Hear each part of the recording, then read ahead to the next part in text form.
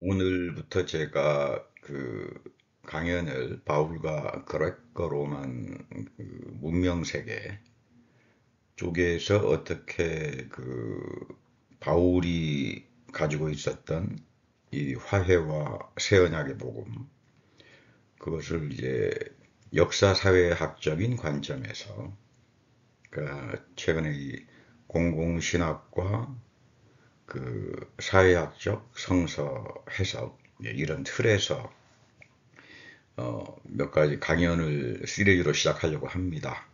우리가 흔히 그레코 로망 세계라고 하는 것은 대략 기원전 한 1000년부터 기원 후 500년까지 그 세계, 다시 말하면 그리스의 사상과 뭐 가장 대표적으로 호메로스랄지 헤시오도스, 문학에서부터 시작해서 뭐 플라톤, 아리스토텔레스, 물론 이제 소크라테스는 플라톤의 대화 속에 다 들어옵니다만은, 그리고 로마 공화국에 의해서 점령당하고, 물론 그 전에 헬레니즘을 향한 알렉산드리아 대왕의 그 엄청난 정복 정책이 있었지만 문화적으로도 아주 중요하죠. 우선 이 코인의 시라버, 아주 평범한 사람들이 이해할 수 있는 그런 간단한 그 시라버를 이제 자기가 점령하는 지역에 다니면서 이제 퍼뜨렸다라고 하는 거. 그러니까 어려운 플라톤이랄지 아리스토텔레스가 썼던 그 어려운 올드 그릭, 그런 내용들이 누구나가 다 평민들까지도 이 코인의 시라버를 통해서 접근할 수 있었다는 거. 그런 문명사적인 거. 그리고 두 번째는 알렉산드리아 대왕이 점령 지역마다 융합 정책을 쓰고, 이런 뭐 헬레니즘화, 문화에 대한 관용 정책과 더불어 이 그리스 철학, 사실 뭐 여러분 뭐 플라톤이나 아리스토텔레스나 그 글을 읽어보면 상당히 그리스 중심인데, 그거를 이렇게 세계화시키면서 완전히 문명으로 펼쳐놓는 거죠. 그러니까 로마 공화제가 초기에 이 마케도니아랄지 그리스를 점령하면서 뭐 대략 한 160년도 기원 전으로 봅니다만은, 그 그리스가 가지고 있었던 정치 사상, 문화, 뭐 이런 건축 예술을 뭐 엄청나게 숭상을 하고 그거를 그대로 다 이어가는데, 그 전체 문명사를 우리가 그레코 로망 세계라고 말합니다. 그거를 이제 역사학자들은 기원전 1000년 그때부터 이제 그리스의 르네상스가 시작됐다. 호모 일리아스가 한 뭐 700년도, 오디세이아가 그 정도 800년, 700년 사이에 이제 나타나면서 그것이 모든 문명과 교육과 뭐 이쪽으로 이제 시작이 됐다. 500년 정도 보는 경우는 뭐 461년도입니까? 465년도 이제 게르만족에게 이제 소로마가 몰락하면서 그때 세계 안에, 다시 말하면 이 바울의 기본적인 이 사상적 배경이 이제 서 있는 거다. 그런 면에서 그레코 로망 세계에 대한 이해는 우리가 신약 성경을 이해하는 데 아주 중요한 문화적 배경이 됩니다.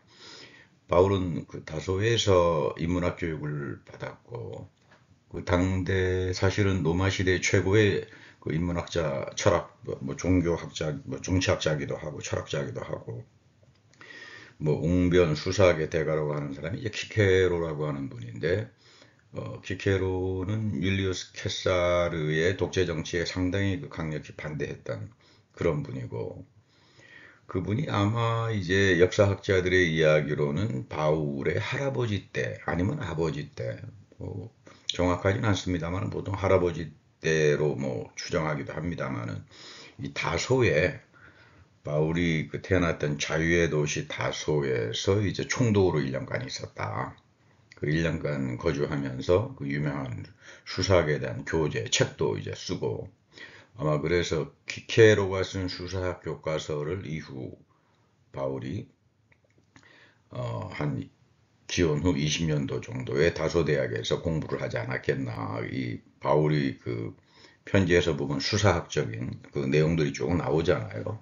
그 헬라의 신들에 대한 그 시인들에 대한 인용구랄지 이런 거 보면, 아우 뭐 우리 사도 바울 선생이 이 인문학적인 이 소양이 장난이 아니구나, 뭐 이런 걸 이제 우리가 보게 됩니다만은, 아마 그때 이제 그 할아버지 때쯤에 이제 키케로가 그 가까운 데에 있는 파르테이아, 오늘날 뭐 그 당시 이제 페르시아 쪽인데 거기 점령 소규모로 이제 점령 정벌 정책에 나가는데 할아버지가 상당히 적극적으로 도왔다고 해요. 상인이었는데 아마 그 공적을 세운 일로 이제 시민권을 유대인이었지만 그 획득할 수 있지 않았나, 이제 그런 이야기도 있고요.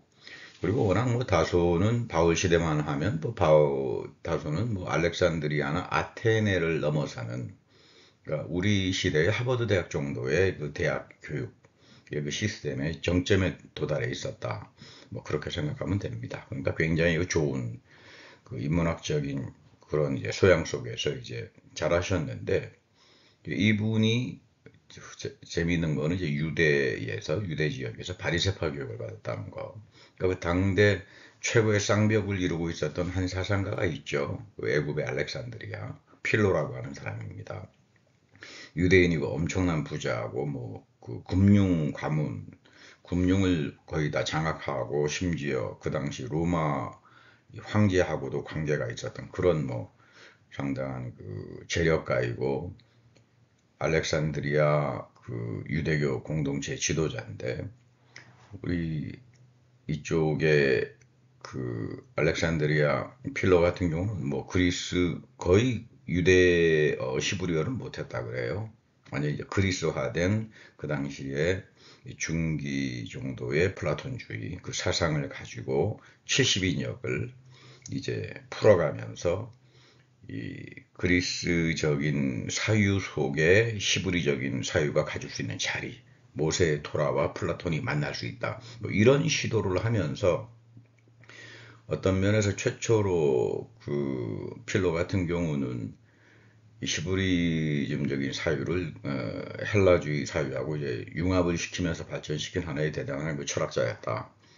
아마 기원 후 50년도 정도에 돌아가신 걸로 압니다만 그 당대입니다.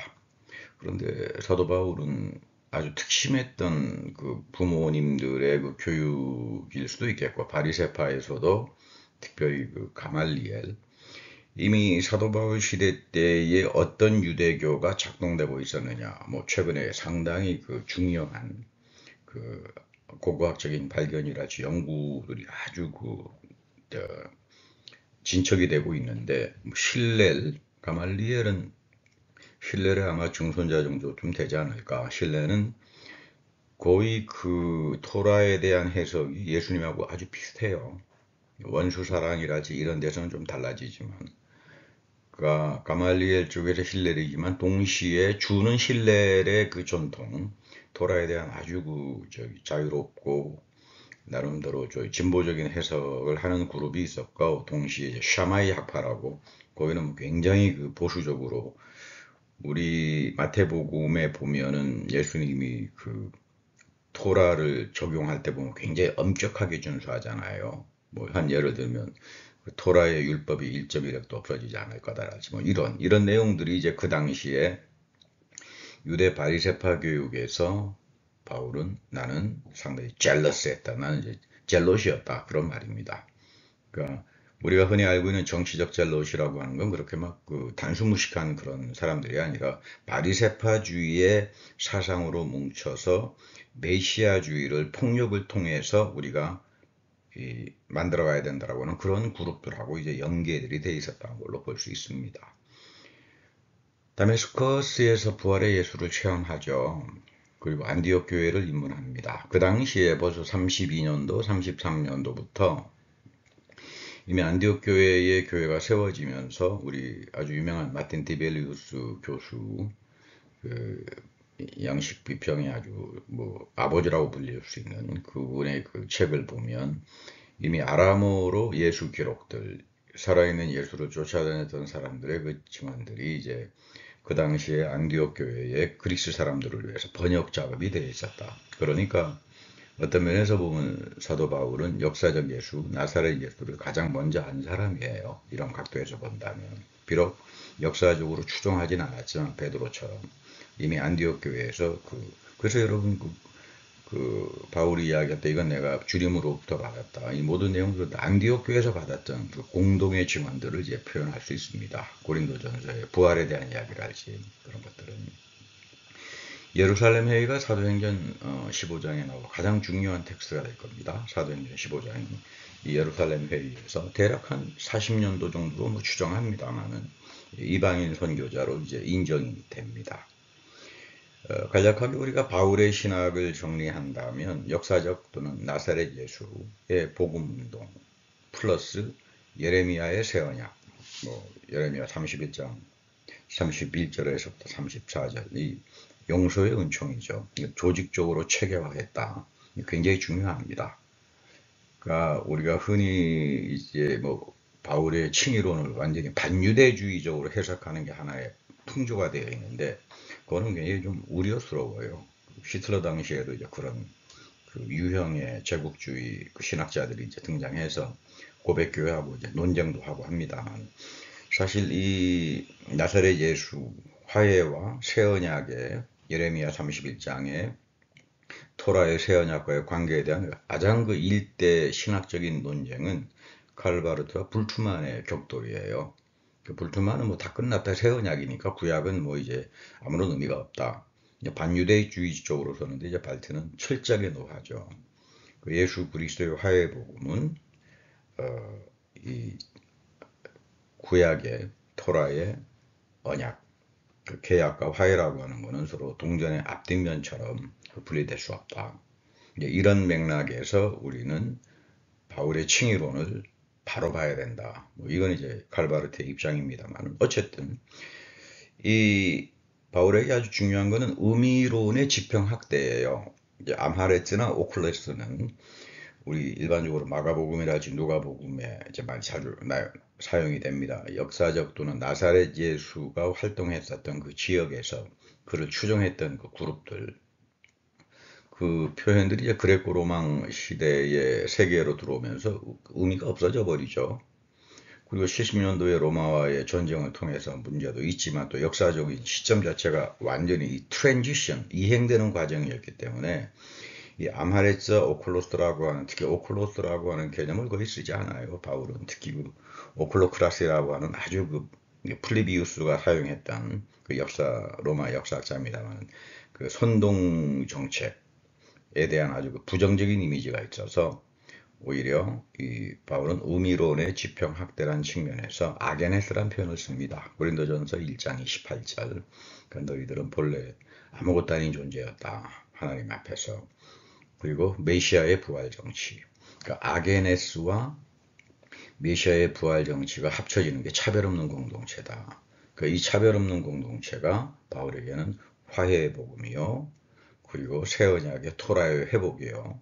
그리고 이것이 역사적 예수 쪽에서 추종했던 오클로스가 오늘날 그레코 로망 세계 속에서는 아게네스 신학으로 전개가 된다. 그래서 여러분 고린도전서 1장 28절을 읽어보시면 아주 중요한 내용을 담고 있습니다. 그리고 이 부분이 이제 문의 비평가이고 또 유명한 철학자입니다만은 조르지오 아가멤 같은 분들이 이 아게네스에 이제 포커스를 맞춰가지고 호모사케르 개념을 이제 돌출하기도 합니다만은 뭐 대략 이 정도가 오늘 우리가 이 그레코 로망 세계에서 바울이 서 있었던 역사적 배경 정도다. 뭐 이 정도 여러분들 알고 계시면 상당히 좀 유익하지 않을까 생각합니다.